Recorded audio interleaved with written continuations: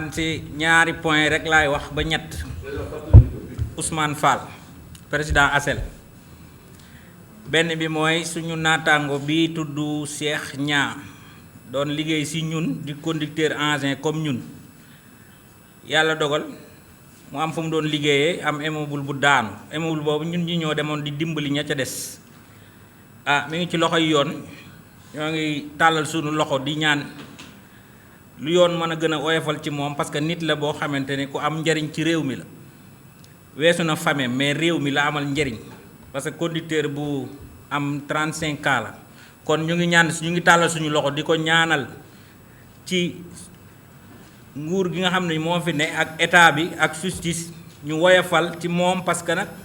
comme accident la te am na lu ci am te ay enquête ngi ci te xamaguñu enquête yi fan lañ ci toll kon li ñu mën a def mooy ñaan justice woyofal loxoom. beneen bi ci des mooy suñu mbokk yi conducteurs yi nga xam ne dañuy liggéey am ay 7 mois te kenn fayu leen te tabaski bi jub si ñoom it ñu am lu ñu soxla ñu ngi ñaan état bi entreprise yooyu ñu waxoon ni ñoom état leen joxul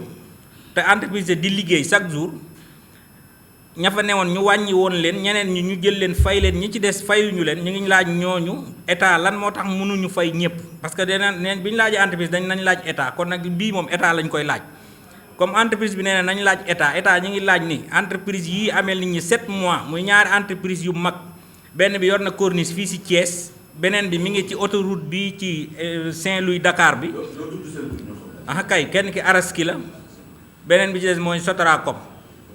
ñoom ay ouvrier yu bare yu fa nekk yoo xam ne fayu koogun waa Araski moom am na ñoo xam dañu leen sax dàq démb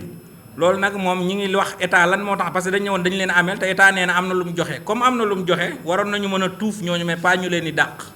kon ñu ngi tàllal loxo foofu pour ñaan état mu dimbali nu ci loolu parce que moom rek lañ ko mën a ñaan. beneen bi ci des dañuy wax ak ministre de l'intérieur dañu gis ñun conducteurs yi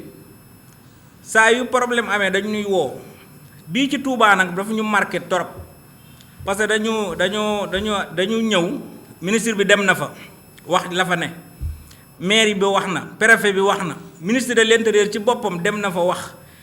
mais am na ay conducteurs yu fa nekkoon ci nit boo xam ne formé wuñ ko ci gis deret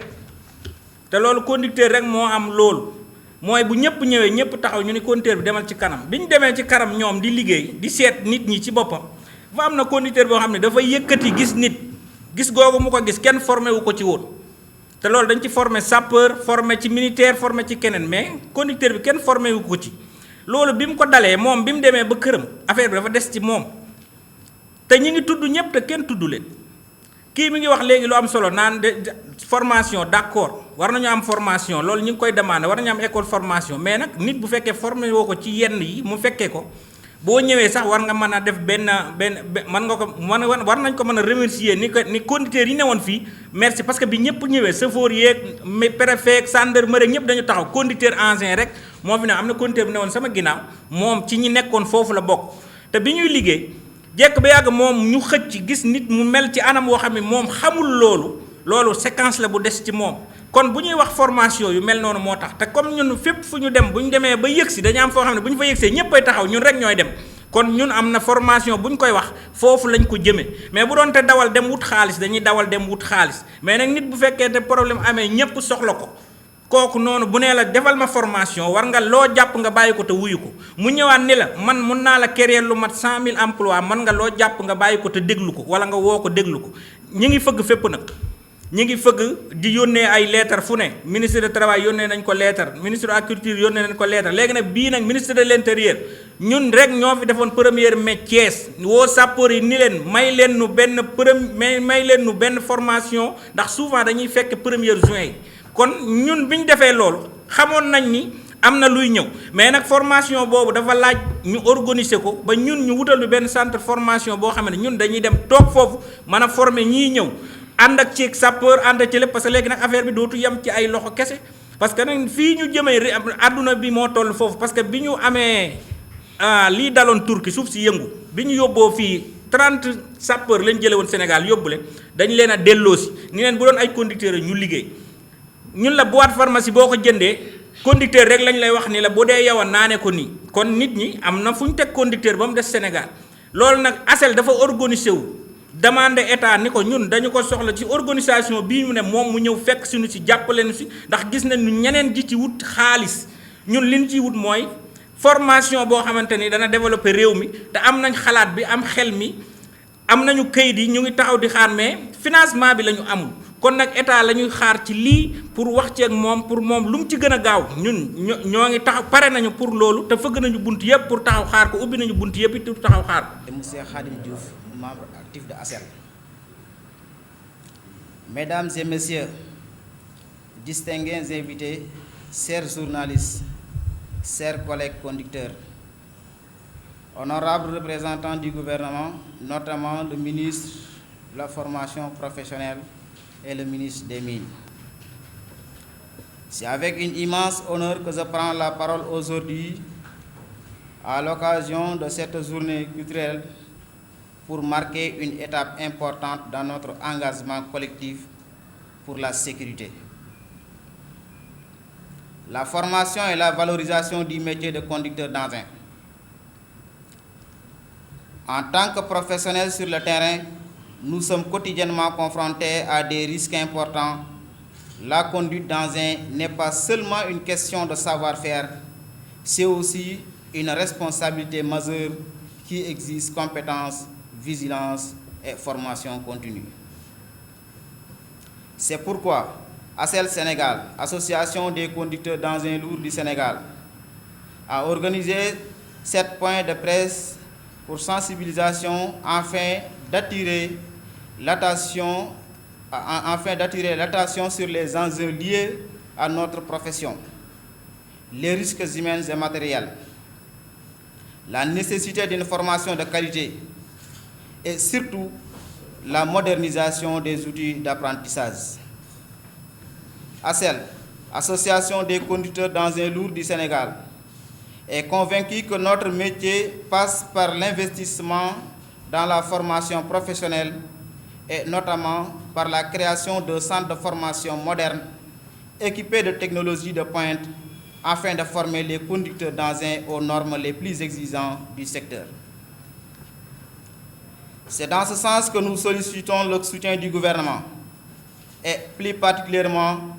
Monsieur le ministre de la Formation professionnelle pour accompagner ce projet sur le plan pédagogique et technique. Monsieur le ministre des Mines pour intégrer cette initiative dans une politique globale de développement du secteur minier. À chaque fois qu'un sinistre survient, qu'il s'agit d'inondations, de feux de brousse, de graves accidents de la route ou de l'effondrement de bâtiments, les conducteurs d'engins sont parmi les premiers à intervenir et ils sont aussi les derniers à quitter les lieux. Et pourtant, la plupart d'entre eux ne sont pas formés aux gestes de premier secours. C'est pourquoi ASEL, Association des conducteurs d'engins lourds du Sénégal, après les différentes interventions lors de l'effondrement de l'immeuble le 8 mai à Dakar, qui a coûté la vie à 2 personnes, et l'effondrement d'un autre immeuble à Touba, qui a coûté la vie à 11 personnes, nous avons estimé qu'il est non seulement justifié, mais indispensable que ces professionnels reçoivent une formation en secourisme. Cela leur permettrait de sauver des vies en prodiguant les premiers gestes d'urgence. Former les conducteurs d'engins au secourisme, ce n'est pas un luxe, c'est une mesure de bon sens et d'efficacité de nos réponses aux catastrophes. Nous appelons donc les autorités, les entreprises afférentes dans l'exploitation minière et du BTP, les services de secours et les centres de formation à se mobiliser ensemble pour intégrer le secourisme dans le parcours de formation de tous les conducteurs d'engins. Parce que chaque minute compte, parce qu'une vie peut dépendre d'un simple geste. Et parce que les conducteurs d'engins sont bien plus que des opérateurs de machines, ce sont des maillons essentiels de la chaîne de sécurité. Enfin, ASEL va clôturer cette journée de presse par une demande adressée à la justice. Monsieur le juge, par la présente, l'Association des conducteurs d'engins lourds du Sénégal souhaite attirer votre attention sur la situation de notre collègue, Monsieur Cheikh Niang, actuellement emprisonné dans le cadre d'une enquête relative à l'effondrement de l'immeuble survenu à Dakar. Nous vous prions de bien vouloir considérer notre demande avec bienveillance et de permettre à Cheikh Niang de bénéficier d'une liberté provisoire afin qu'il prépare sa défense dans les meilleures conditions possibles.